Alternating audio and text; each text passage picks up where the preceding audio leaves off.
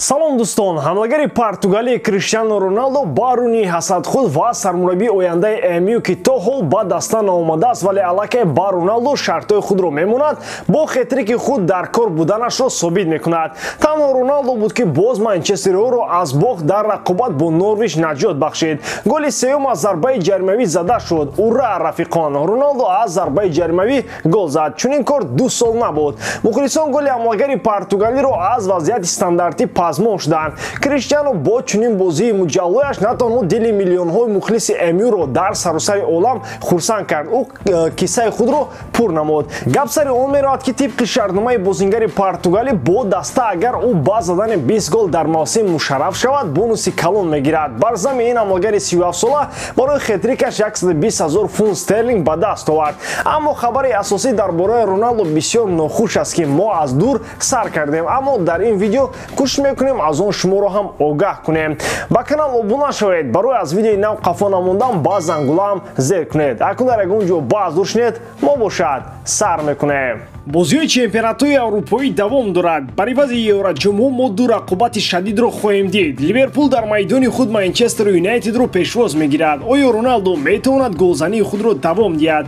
Дар дигар рақобат моро дербии лондонӣ интизор аст. Челси дар майдони худ Арсеналро қабул мекунад. Канонирҳо 3 бозӣ пайҳам мағлубият доранд. оё шогирдони Артета метавонанд ғолиб бароянд? Тамошои бозиҳоро бо 1x ҷолибтар кунед. Регистратсияи осон, пур кардани маблағ аз тамоми гӯшаву канори дунё, вале аз ҳам муҳим бонус то $100 дар аввалин пардохт бо промокоди AMG 0777. ссилкаи бозӣ дар комментария. ба ҳама муваффақият.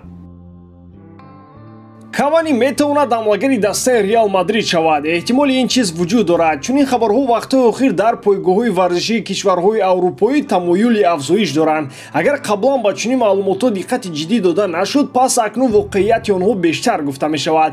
мағзи масъала инҷост ки барои Эрлинг Холланд боризаи ҷиддӣ идома дорад. Дастаи ояндаи ҳамлагари норвегӣ то ҳол ба ҳеҷ кас маълум нест. аз ин рӯ мадридиҳо вариантҳои эҳтиётиро ҳам ҷустуҷӯ доранд. агар Холланд клуби дигарро интихоб кунад, Реал ҳуҷумкунандаи уругваиро ба сафи худ ҷалб хоҳад кард. шартномаи Эдинсон бо МЮ тобистони соли ҷорӣ ба анҷом мерасад. барои мадридиҳо ҳамин чиз омили беҳтарини ҷалби ҳамлагар шуда метавонад, яъне ӯ бепул ба ҳайати онҳо шомил мешавад. қаблан гуфта мешуд ки Кавани ба Ла Лига меравад, аммо дар бораи Реал хабар набуд. ӯро ҳама ба Барселона раб медоданд, аммо барои Барса варианти беҳтар пайдо шуд. ин Левандовски мебошад. аз ин рӯ Эдинсон Кавани ба гӯшаи фаромӯшӣ рафт. баъд аз омадани Роналду мавқеи Кавани дар Манчестер Юнайтед бисёр танг шуд. ҳамакнун ӯ вақти бозӣ тақрибан надорад. ҳанӯз чанд моҳ пеш аз ин маълум буд ки ҳамлагари уругваӣ дигар бо дастаи шаҳри Манчестер шартномаашро тамдид намекунад. дар ниҳояти кор Манчестер Юнайтед сари масъалаи сармураббии нави даста ба хулосаи амиқу дақиқ омад. баъд аз анҷоми мавсими навбатӣ ба симати сармураббигии дастаи Манчестер Юнайтед, мутахассиси нидерландӣ Эрик тен Хаг меояд. агар чанда ин расмиам набошад, ҳамагон пай мебаранд ки пас аз чунин сарчашмаҳои боэътимод дигар ба ин хабар шаку шубҳа намемонад. дар ин бора инсайдери машҳуртарини олам Фабрицио Романо хабар дод. ҳам маълумоти манбаъ МЮ ва тен Хаг ҷузъои кӯчактарини шартномаи мавриди баҳсу таҳлил қарор дода мутахассиси нидерландӣ рӯи Англияро пеш мегирад.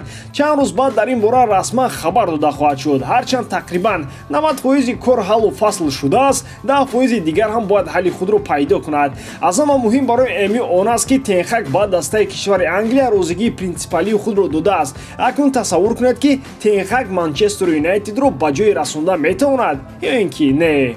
хабар дода шуд ки ӯ аз бозии Криштиану қаноатманд нест. корро бо чунин норозигӣ дар МЮ оғоз намудан на ҳамеша қарори дуруст аст. норозиҳо аз ин ҷо бо шатат ҷавоб дода мешаванд. маъруриноро ба хотир меорем. Роналдо бешакку муболиға дар МЮ авторитети калон аст. аз ҷангро оғоз кардан беҳтараш бо ӯ забон пайдо кард. чунин набардро пеш аз оғоз карданаш тен Хаг бохт мекунад.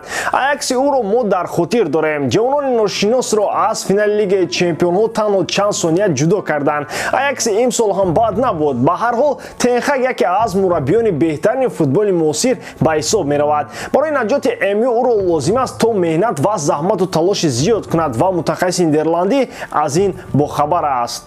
ҳамлагари ҷавони дастаи Милан Рафаэл Леао дар маркази таваҷҷӯҳи дастаҳои топи Аврупо қарор дорад. Қаблан клубҳои Барселона ва ПСЖ талабгорони асосии ҳуҷумкунандаи португалӣ ба ҳисоб мерафтанд. Ҳамакнун ба ин ду тим Манчестер Сити ҳам ҳамроҳ мешавад. Шаҳриёр дар талоши қавӣ намудани хатти ҳуҷум ҳастанд ва яке аз вариантҳо маҳз Леао гуфта мешавад. ПСЖ дар симои ӯ ҷойгузини Мбапперо мебинад. Барса барои зарфият ва иқтидори қавӣ ҷавонони бомаҳоратро ба сафи худ ҷалб месозад. Манчестер Сити дар ин байн мехоҳад дар ниҳояти кор ҳамлагари марказӣ пайдо намояд ва аммо бояд донест ки Леао сирф ҳуҷумкунандаи рақами 9 нест. Шаклу шеваи бозиаш аз ҳамлагарони классикӣ фарқ дорад, яъне аз Левандовски дида ӯ бештар ба Кен ва ё ҳатто ба Мбаппе монандӣ дорад.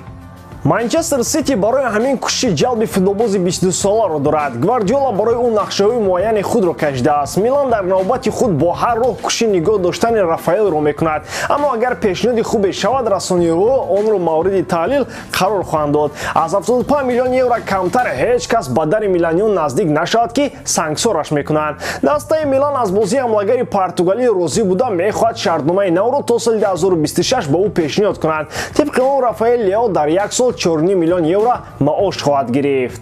Сармураббии ояндаи Манчестер Юнайтед ки гуфтааст ба ман Роналдо дар кор нест, бигзор бинаду ҳаловат барад, чунки дар набудани Криштиано ки дар Манчестер Юнайтед чунин голҳо мезанад. Ба ин суол худи мураббиам ҷавоб гардонида наметавонад.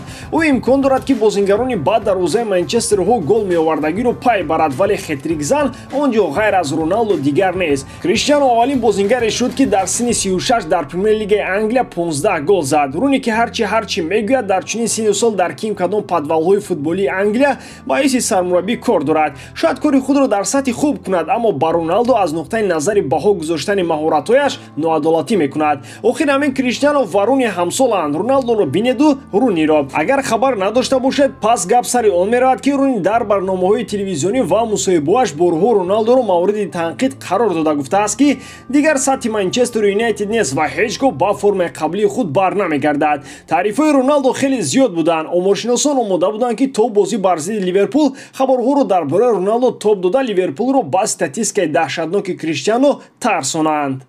Принсипалӣ будани рақобати ин ду дастаро фикр дорам ҳамагон хуб пай мебаранд. Ва аммо як хабари бад ва бисёр нохуше пайдо шуд ки ҳамаи моро ғамшарики Роналдо мекунад. Ӯ ва ҳамсараш Жоржино хабар доданд ки аз дугоникои ба дунё омада якеаш вафот кард. Ин зарбаи сахт ба Криштиано хоҳад буд. Муҳим нест то мухлиси Роналдо бошад ё тарафдори Месси. Ҳама ҳамдарди ҳамлагари португалист. Ӯ ба одами худӣ табдил ёфтааст. бинед ки давоми чандин сол ӯро дар ин кунҷи телевизион ва дар он тарафи хона дар плакати калон мебинем. ӯ гӯё як шиноси бисёр наздик шудааст. бисёриҳо ба фарқ аз кӯдаконе ки ҳамарӯза дар Украина, Паластин ва дигар ҷойҳо ва кишварҳои дигар вафот мекунанд, аз хабари даргузашти кӯдаки Роналдо ғамгинтар шудаанд. ба ҳамин тамом дӯстон, бовар дорам ки эҷодкорӣ ман ба шумо писанд меояд. лайк, комментария ва дар канал нождаро аз ёд набароред. бо шумо мисли ҳар вақта Муҳаммад Гайруф. хай бародарон, то боздид.